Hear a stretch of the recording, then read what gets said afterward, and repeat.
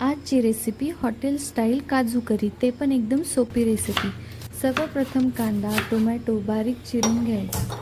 त्यानंतर गरम पाण्यामध्ये 8-9 काजू, एक चिरलेला कांदा, अद्रक लसूण उकडून घ्यायचे।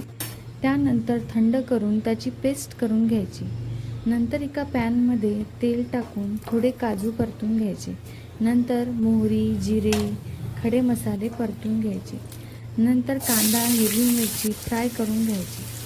त्यानंतर लाल तिखट हळद मीठ धनेपूड गरम मसाला टाकून टोमॅटो 5 मिनिटे शिजवून घ्यायचा।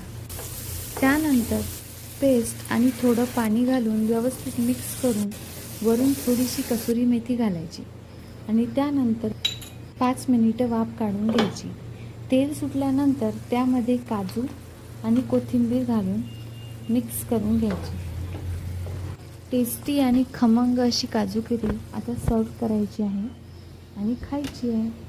पण त्याआधी माझ्या चॅनलला सबस्क्राईब करा।